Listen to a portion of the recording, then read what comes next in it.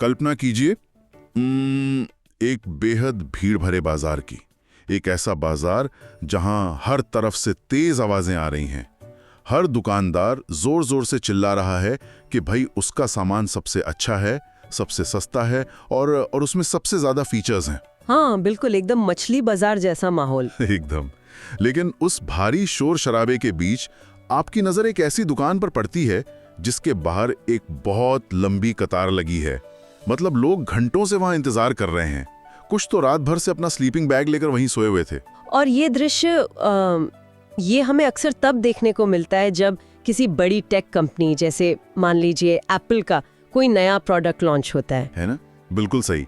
और लोग उस कतार में इसलिए नहीं खड़े हैं क्योंकि वो प्रोडक्ट सस्ता है। असल में वो बाजार में मौजूद बाकी विकल्पों से कहीं ज्यादा महंगा होता है। फिर भी वे अपना पैसा देने के लिए एकदम बेताब हैं।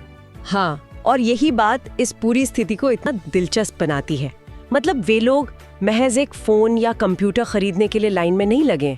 उनका उस ब्रांड के साथ एक बहुत ही गहरा लगभग एक व्यक्तिगत और भावनात्मक जुड़ाव है। सही कहा। और दुनिया में ऐसी कुछ ही कंपनियां या नेता हुए हैं जिन्होंने इस तरह का प्रभाव छोड़ा है।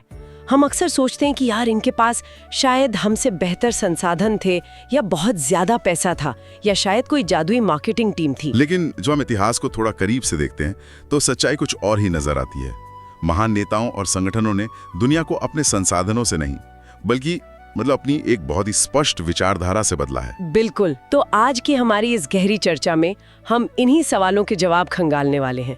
हम साइमन सिनेक के बहुत ही मशहूर काम स्टार्ट विद व्हाई का विस्तार से विश्लेषण करेंगे। हमारा उद्देश्य ये समझना है कि क्यों कुछ संगठन सिर्फ सफल नहीं होते बल्कि वे इतिहास रच देते हैं।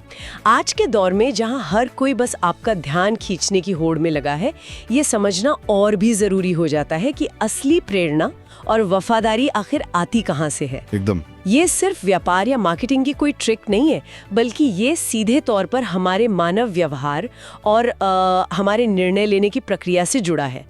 साइमन सिनेक ने इस पूरे तंत्र को समझाने के लिए एक बहुत ही सरल लेकिन गहरी अवधारणा सामने रखी है जिसे वे कहते हैं गोल्डन सर्कल। हाँ, मैं इस गोल्डन सर्कल को एक लक्ष्य भेदने वाले डार्ट बोर्ड की तरह देखता हूँ।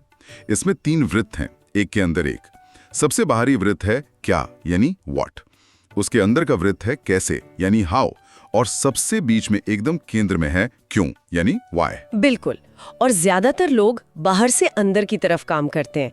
इसे एक रोजमर्रा के उदाहरण से समझते हैं। दुनिया का हर संगठन, हर इंसान जानता है कि वो क्या करता है। हाँ, जैसे कार कंपनी जानती है कि वो कारें बनाती है। बिल्कुल। या एक सॉफ्टवेयर इंजीनियर जानता है कि वो कोड लिखता है। इसमें कोई उलझन नहीं है। इसके बाद कुछ लोग या कंपनियां ये भी जानती हैं कि वे अपना काम कैसे करती हैं। उनका कैसे, उनका वो खास तरीका हो सकता है जो उन्हें दूसरों से अलग बनाता है। जैसे कोई खास तकनीक हो गई या कोई पेटेंटेड प्रोसेस हो गया। हाँ बिल्कुल। लेकिन जो चीज सबसे दुर्लभ है वो है उस डार्टबोर्ड के केंद्र का वृत्त यानी क्यों। बहुत कम लोग या संगठन ये स्पष्ट रूप से बता सकते हैं कि वे जो करते हैं वो क्यों करते हैं। और यहाँ दर्शकों के लिए एक बात साफ कर दूं कि क्यों का मतलब पैसा कमाना नहीं है। पैसा कमाना तो बस एक परिणाम है, एक नतीजा है। सही बात है। सिनेक का क्यों किसी उद्देश्य, किसी विश्वास या कारण के बारे में है। आपकी कंपनी का अस्तित्व ही क्यों है, आप सुबह बिस्तर से उठते क्यों हैं, और सबसे बड़ी बात, किसी और को इस बात से कोई फर्क क्यों पड़ना चाहिए। अरे वाह, ये बहुत गहरा सवाल है ना। अगर हम फिर से एप्पल का उदाहरण लें तो अगर वे बाकी कंपनियों की तरह संवाद करते तो उनका संदेश कुछ ऐसा होता।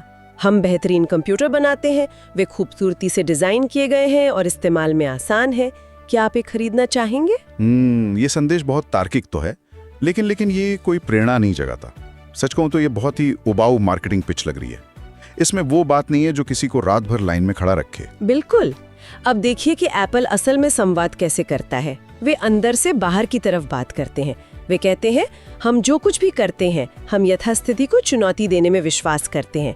हमारा मानना है कि दुनिया को एक अलग नजरिए से देखा जाना चाहिए। अच्छा, तो ये उनका क्यों हो गया? हाँ, फिर वे कहते हैं हम यथास्थिति को कैसे चुनौती देते हैं, अपने उत्पादों को खूबसूरती से डिजाइन करके और उन्हें इस्तेमाल में बेहद आसान बनाकर, और इस प्रक्रिया में हम शानदार कंप्यूटर बनाते हैं।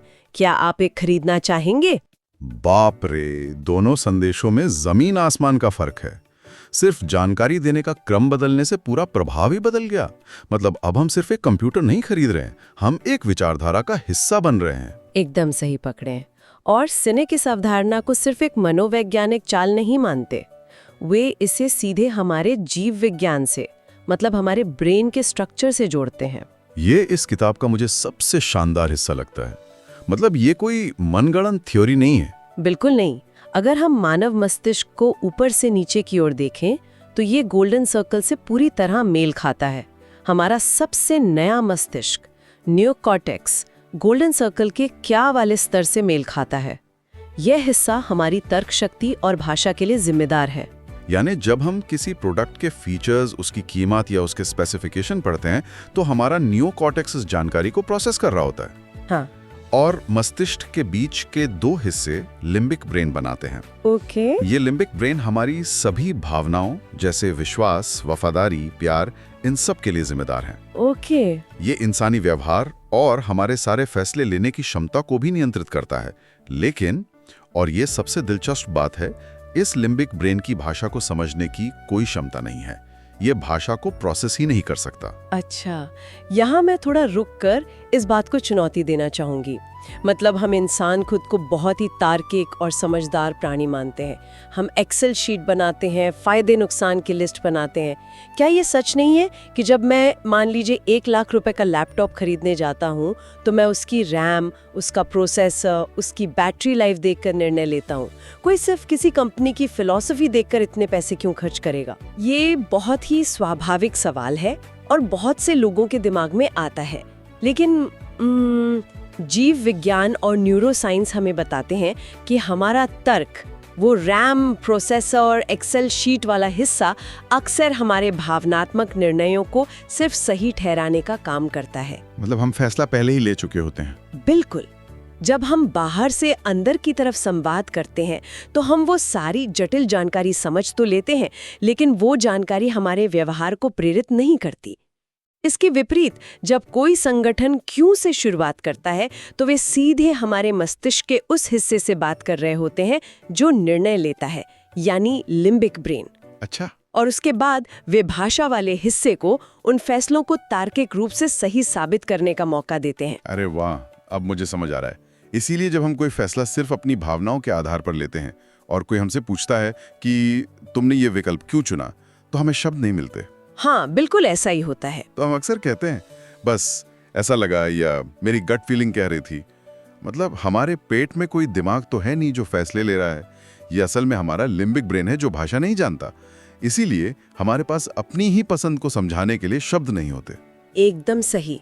और जो ब्रांड्स इस क्यों को स्पष्ट रूप से संवाद कर पाते हैं, उनके पास महज ग्राहक नहीं होते, उनके पास पक्के विश्वासी होते हैं।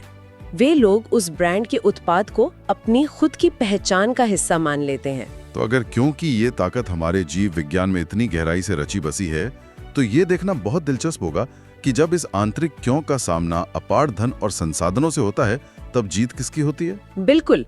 और इतिहास हमें इसके कुछ बहुत ही स्पष्ट प्रमाण देता है। 19वीं सदी के अंत और 20वीं सदी की शुरुआत का वो दौर याद कीजिए जब हर कोई इंसान को हवा में उड़ाने की कोशिश कर रहा था। हाँ, सैमुअल लैंगली और राइट ब्रदर्स की कहानी। हाँ, ये कहानी उद्देश्य और संसाधनों के बीच की लड़ाई का सबसे बेहतरीन उदाहरण है। उस समय सैमुअल लैंगली के पास वो सब कुछ था जिसे सफलता का अचूक नुस्खा माना जाता था। मतलब पैसा और पहुंच। हाँ, वे बहुत पढ़े लिखे थे, हार्वर्ड के बड़े अधिकारियों से उनके संपर्क थे। उन्हें इस काम के लिए वॉर डिपार्टमेंट से $50,000 का भारी भरकम फंड मिला था। उन्होंने अपने समय के सबसे बेहतरीन लोगों को अपनी टीम में रखा था।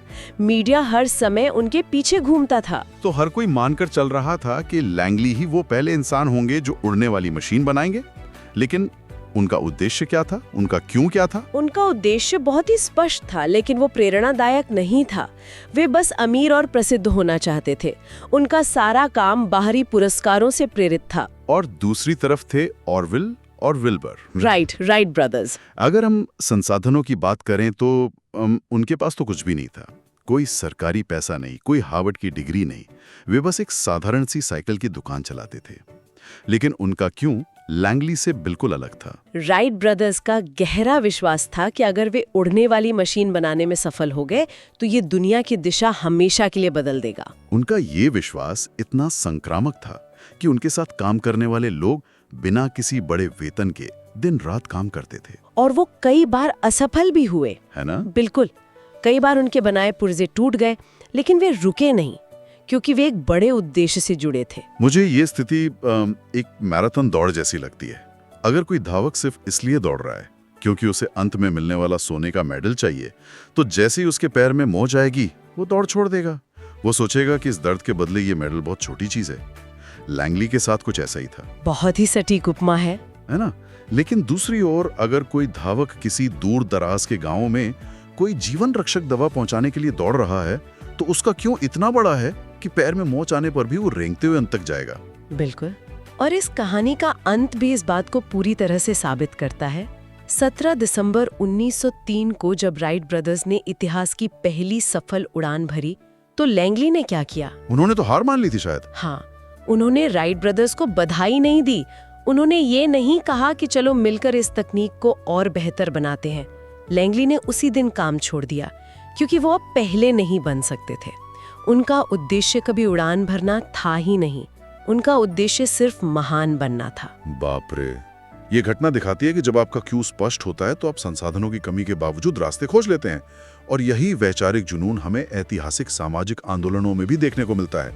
जैसे मार्टिन लूथर किंग जूनियर का उदाहरण ले लेते हैं। हाँ, अगस्त 1963 की वो घटना।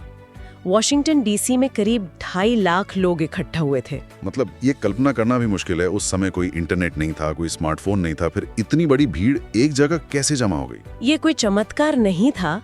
डॉक्टर किंग अमेरिका में नागरिक अधिकारों की बात करने वाले एकमात्र व्यक्ति नहीं थे, लेकिन वे लोगों को ये नहीं बताते थे कि अमेरिका को बदलने के लिए क्या करना चाहिए। वे हमेशा इस बात से शुरुआत करते थे कि वे किस चीज में विश्वास करते हैं। हाँ, अगर डॉक्टर किंग ने उस दिन मंच पे आकर ये कहा होता कि मेरे पास एक विस्तृत 10 पॉइंट का प्लान है, तो क्या वो भीड़ इतनी ऊर्जा से भर पाती? शायद नहीं। उन्होंने कहा मेरा एक सपना है। उन्होंने अपना क्यों दुनिया के सामने रखा। और यहाँ ध्यान देने वाली बात यह है कि जो 2.5 लाख लोग वहां आए थे, वे डॉक्टर किंग के लिए नहीं आए थे, वो अपने स्वयं के विश्वासों के लिए आए थे। लोगों ने डॉक्टर किंग के क्यों को अपना क्यों बना लिया था। तो मतलब ये समझना बहुत जरूरी है कि ये वैचारिक जुनून केवल इतिहास की कुछ घटनाओं तक सीमित नहीं है। ये आज भी तय करता है कि समाज में कोई नया विचार कैसे स्वीकार किया जाता है। यहाँ सिनेक डिफ्यूजन ऑफ इनोवेशन का सिद्धांत लाते हैं। बिल्कुल। डिफ्यूजन ऑफ इनोवेशन हमें बताता है कि आबादी का कोई भी हिस्सा नई चीजों को किस रफ्तार से अपनाता है। इस सिद्धांत के अनुसार आबादी का 2.5% हिस्सा इनोवेटर्स होता है। इसके बाद 13.5% लोग अर्ली अडॉप्टर्स होते हैं, फिर बाकी बहुमत आता है। लेकिन ज्यादातर कंपनियां तो सीधे उस बीच वाले बड़े हिस्से यानी मेजॉरिटी को लक्षित करती हैं, क्योंकि जाहिर है वहीं सबसे ज्यादा पैसा है। और सिनेक कहते हैं कि यह तरीका गलत है। मेजॉरिटी तब तक किसी नई चीज को नहीं अपनाती जब तक कि कोई और उसे आजमा कर ये साबित न कर दे कि यह सुरक्षित है। और वो कोई और होते हैं इनोवेटर्स और अर्ली अडॉप्टर्स में खड़े हो जाएंगे। वे ऐसा इसलिए करते क्योंकि वे आपके विजन पे विश्वास करते हैं। ये बात मुझे हार्ले डेविडसन के ग्राहकों की याद दिलाती है। ये शायद सबसे चरम उदाहरण है। लोग अपने शरीर पर हार्ले डेविडसन का टैटू बनवाते हैं। मतलब कोई इंसान किसी मोटरसाइकिल कंपनी का लोगो अपनी त्वचा पर क्यों गुदवाएगा? क्योंकि वे एक कॉरपोरेट लोगो का टैटू नहीं बनवा रहे हैं। हार्ले डेविडसन ने सालों से अपना क्यों बहुत स्पष्ट रखा है। वे आजादी और एक तरह की बगावत का प्रतीक है। जब कोई वो टैटू बनवाता है तो वो दुनिया को बता रहा होता है कि मैं आजाद हूँ। सही बात है। किसी ने आज तक टोयोटा का टैटू नहीं बनवाया होगा, भले ही वे कितनी भी बेहतरीन गाड़ियां क्यों ना हो। बिल्कुल नहीं, क्योंकि वे महज एक अच्छी मशीन बेचते हैं, कोई विचारधारा नहीं। अच्छा, इस चर्चा में मेरे दिमाग में एक बहुत ही तीखा सवाल उठ रहा है। हेरफेर और प्रेरणा के बीच का अंतर। मतलब आज के बाजार में तो हर तरफ हेरफेर नजर आता है। By one get one free, सीमित समय का ऑफर। हाँ, ये सब डर या लालच पैदा करने के तरीके हैं। तो अगर मैं एक व्यापारी हूँ तो मुझे इस बात से क्या फर्क पड़ता है कि ग्राहक प्रेरणा से आ रहा है या किसी भारी छूट की वजह से? बिक्री तो बिक्री होती है, मुनाफा तो हो ही रहा है, इसमें बुराई क्या है? बुराई मुनाफे में नहीं है। बुराई इस बात में है कि वो मुनाफा टिकेगा कितने दिन। जब आप किसी ग्राहक को भारी छूट देकर लाते हैं तो वो महज एक लेन देन होता है। मतलब एक ट्रांजैक्शन। हाँ, जैसे ही सड़क के उस पार कोई दूसरी दुकान उससे भी बड़ी छूट देगी, वो ग्राहक तुरंत आपको छोड़कर चला जाएगा। हेर फेर से बिक्री बढ़ सकती है, लेकिन वफादारी कभी पैदा नहीं होती। समझ गया। वफादारी तब होती है जब कोई ग्राहक आपके प्रोडक्ट के लिए ज्यादा पैसे देने को तैयार हो, सिर्फ इसलिए क्योंकि वो आप पर विश्वास करता है। प्रेरणा से जुड़ा ग्राहक आपके साथ एक यात्रा पर होता है। बिल्कुल। ऑडियो बुक में एक कुम्हार की बहुत ही सुंदर कहानी है जो इस बात को स्पष्ट करती है। वो सिर्फ मिट्टी के बर्तन बनाता था, लेकिन जब उससे पूछा गया कि उसके काम में ऐसा क्या खास है, तो उसने कहा कि वो सिर्फ मिट्टी को आकार नहीं दे रहा है, वो हर परिवार के लिए डाइनिंग टेबल का एक ऐसा साथी बना रहा है जो पीढ़ियों तक उनके घर की कहानियां सुनेगा। वाह! उसने अपने बर्तन बनाने को परिवारों को जोड़ने के उद्देश्य में बदल दिया। स्टारबक्स की शुरुआती सफलता भी कुछ ऐसी ही थी। उनका क्यू कॉफी बेचना नहीं था, बल्कि घर और ऑफिस के बीच एक तीसरी जगह बनाना था। लेकिन यार एक बात बताइए, जब कोई व्यक्ति अपना क्यों खोज लेता है तो उसे लागू कैसे किया जाए? रोजमर्रा के इतने सारे फैसलों में उसे कैसे याद रखा जाए? सिनिक ने इसके लिए एक बहुत ही मजेदार तरीका बताया है, द सैलरी टेस्ट। ओहो, ये तो मेरा पसंदीदा हिस्सा है। ये फिल्टर किसी जादू की तरह काम करता है। कल्पना कीजिए कि आप एक डिनर पार्टी में हैं। एक व्यक्ति कहता है तुम्हें ओरियो बिस्कुट का व्यवसाय करना चाहिए। दूसरा कहता है नहीं, क्विनोआ का चलन है। तीसरा चावल की सलाह देता है और चौथा कहता है कि सैलरी से बेहतर कुछ नहीं। अब अगर मैं इन सभी की सलाह मानकर सुपरमार्केट जाऊं और ओरियो, क्विनोआ, चावल और सैलरी सब कुछ खरीद लूं तो मेरा बहुत सारा पैसा बर्बाद होगा और लोग मुझे देखकर कंफ्यूज हो जाएंगे। बिल्कुल। लेकिन इस सैलरी टेस्ट का दूसरा पहलू देखिए। मान लीजिए कि आपको अपना क्यों पता है। आपका क्यों है हमेशा स्वस्थ जीवन शैली अपनाना। आहा, अब जब मैं सुपरमार्केट में होऊंगा तो मेरे सामने कोई भ्रम नहीं होगा। सही कहा। आप ओरियो और चावल को सीधा नजरअंदाज कर देंगे और केवल सैलरी और क्विनोआ खरीदेंगे। जब आपका क्यू स्पष्ट होता है तो आपको ये सोचने में ऊर्जा बर्बाद नहीं करनी पड़ती कि कौन सा फैसला सही है। और ये बात सिर्फ बड़ी कंपनियों पे लागू नहीं होती, हमारे व्यक्तिगत जीवन के लिए भी ये जरूरी है। एक कहानी है ना, एक अमीर व्यापारी एक साधारण मछुआरे को सलाह देता है कि वो ज्यादा मेहनत करे, एक बड़ा बेड़ा बनाए ताकि रिटायर होकर सुकून से अपने परिवार के साथ समय बिता सके। हाँ, और मछुआरा मुस्कुराकर जवाब देता है, लेकिन अभी मैं वही तो कर रहा हूँ। मतलब अगर हम यही नहीं जानते कि हमारा अंतिम उद्देश्य क्या है, तो केवल साधनों के पीछे भागना पूरी तरह व्यर्थ है। बिल्कुल। हमारे काम करने की जगह पर भी ये अंतर साफ दिखाई देता है। एक कर्मचारी जो सिर्फ वेतन के लिए काम कर रहा है, उसका नजरिया उस व्यक्ति से बहुत अलग होगा जो मानता है कि उसके काम से दुनिया में बदलाव आ रहा है। लेकिन यहाँ एक बहुत बड़ा खतरा भी छिपा है, जिससे किताब में द स्प्लिट कहा गया है। अक्सर ऐसा होता है कि कंपनी एक शानदार क्यों के साथ शुरुआत करती है, लेकिन सफलता मिलने के बाद वे भटक जाते हैं। हाँ, द स्प्लिट वो स्थिति है जब कोई संगठन अपने आकार के कारण अपने मूल उद्देश्य से कट जाता है। वॉलमार्ट इसका एक बहुत ही क्लासिक उदाहरण है। सैम वॉल्टन ने जब वॉलमार्ट शुरू किया था तो उनका विजन छोटे ग्रामीण समुदायों की मदद करना था, लेकिन उनके गुजर जाने के बाद वॉलमार्ट ने अपना वो क्यों खो दिया। वे पूरी तरह से बस सस्ता सामान बेचने में खो गए। वे एक विशाल मशीन बन गए। इससे बचने का एकमात्र तरीका है अपनी प्रामाणिकता को बनाए रखना। साउथ वेस्ट एयरलाइंस को देखिए, उनका क्यों है कि हर इंसान को उड़ान भरने का मौका मिलना चाहिए, और इसीलिए वहां के कर्मचारी अपनी जेब से यात्रियों की मदद कर देते हैं। बिल्कुल। और पैटागोनिया का उदाहरण तो और भी दिलचस्प है। उनका क्यों है पर्यावरण को बचाना है। उनके कर्मचारी किसी भी दिन बीच में काम छोड़कर सर्फिंग करने जा सकते हैं, क्योंकि प्रकृति के साथ वो जुड़ाव उनकी संस्कृति है। और ऐसा नहीं है कि आपका क्यों बदल नहीं सकता। एलन मस्क को देखें, उनका क्यों इतना विशाल हो गया है कि वो अब पूरी मानवता को एक बहुग्रही प्रजाति बनाने की बात करते हैं। हाँ, तो अगर हम इन सारी कहानियों को एक साथ जोड़ें तो सारांश एक बुनियादी जरूरत पर आकर टिकता है, विश्वास, जो निरंतरता से पैदा होता है ना? बिल्कुल। जब कोई संगठन जो कहता है, जो करता है और जो परिणाम देता है, उन सब में निरंतरता होती है। और महान नेता वे नहीं होते जो अपने पीछे अनुयायियों की एक अंधी फौज खड़ी कर लेते हैं। महान नेता वे होते हैं जो नए नेता पैदा करते हैं। गांधी या मंडेला जैसे नेता, उनका प्रभाव बाहरी परिस्थितियों पर निर्भर नहीं था, वो उनके भीतर से, उनके स्पष्ट क्यों से आता था। एकदम सही। तो ये सब सुनकर दिमाग में अनगिनत विचार कौंध रहे हैं। इस गहरी चर्चा को समाप्त करते हुए एक बहुत ही विचारणीय विरोधाभास सामने आता है। वो क्या? आज हमने चर्चा की शुरुआत में सीखा कि हमारे मस्तिष्क का वो हिस्सा, हमारा लिम्बिक ब्रेन, जो निर्णय लेता है, वो भाषा समझता ही नहीं है। उसके पास शब्द हैं ही नहीं।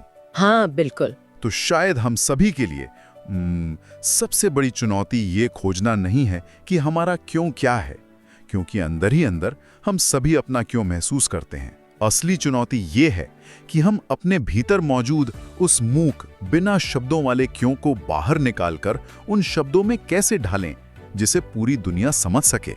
अरे वाह, ये बहुत ही गहरा विचार है ना? उस शोर शराबे वाले बाजार में अपनी आवाज को दूसरों के दिलों तक पहुंचाने का यही एकमात्र रास्ता है। अपने उस मौन क्यों को अपनी आवाज दीजिए।